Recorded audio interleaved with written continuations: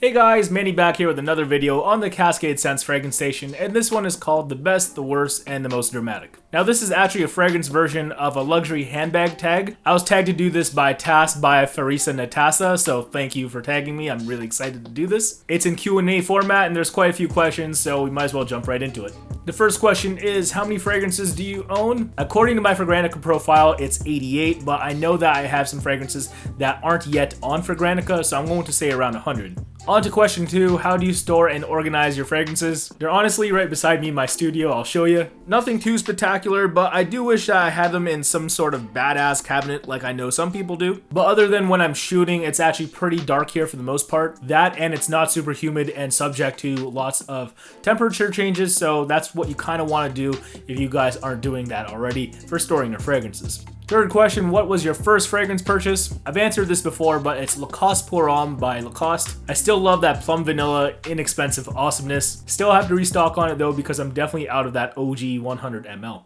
On to question 4, what is your newest fragrance? Here it is, it's Ambre Narguilé by Hermès. Now I have lots of syrupy warm fragrances, but there's a certain all-star quality about this one. Like I can literally see people's eyes glisten when I see that they've sniffed this off of me. And sometimes they're flattered enough to vocally compliment me. Like whether you're a fragrance casual or if you're an experienced nose, it's just hard to deny how godlike this blend is. And it's really cool that it's from Hermès because Jean-Claude Ellena, the head perfumer over there, stepped out of his comfort zone from commonly citrus fragrances to do something warm and syrupy like this, which again I think is awesome. So again, my latest fragrance purchase, Ambre Narguilé by Hermès. Question 5 now, what is your most expensive fragrance? $6.60 per ml. It's definitely Black No. 1 by House of Matriarch. It's actually not as daring as I thought when I initially read the note breakdown. Off of my skin, it's a surprisingly safe, aromatic, oudy, kind of smoky kind of leather. It's warming up though, so I'm getting less mileage out of this, but come fall and winter, watch out. House of Matriarch, Black No. 1.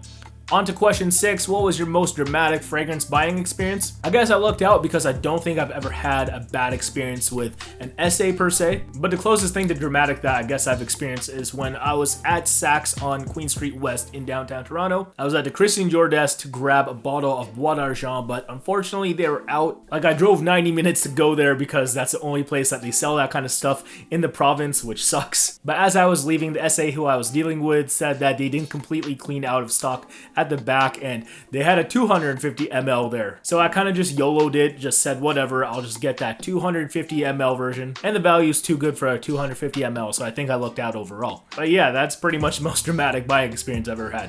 On to question 7 now, what's your favorite store to buy fragrance? Without a doubt, it's Twisted Lily in Brooklyn, New York. Large selection of indie and niche stuff that you may or may not be familiar with, but it's always a joy to go in there. Sadly, I've only gone in there once, but when I was there, I spent like 4 hours there because it was just cool to get your nose on everything. And hell, if I lived in NYC, I'd be there a lot more. Sadly, we just don't have quirky, cool stores like that in Southern Ontario, Canada. On to question 8, what is currently your favorite fragrance? Without a doubt, it's G-Water. It's kind of synonymous with me on YouTube at least. If you guys don't know why yet, there's a link in the description below to my review as well. Changing gears at number 9, what is your least favorite fragrance? Easy, Sécrétions Magnifiques by État Libre d'Orange. Sure, it's an olfactory art piece, yes, but who wants to smell like blood, guts, and semen? And it has beast mode projection and longevity. Like, sure, they nailed it, but it's just so impractical for me. If you're a fan of that fragrance and you like to wear that on the daily or once in a while, you do you. I'm your biggest fan for it. Just please don't wear it around me. That's all. Now on to number 10, what is your next fragrance purchase? Well, it's definitely not Sécrétions Magnifiques. Well, honestly, I can't think right now because I have all of my immediate wants currently. But say if I had to pick something that I want to try the most right now, I'd say it's Sol de Positano by Tom Ford. I'm always excited for those Tom Ford citrus private blends, but they typically don't flatter me, so I'm really trying to find one that does other than Mandarino di Amalfi, and maybe Sol de Positano is one of them too.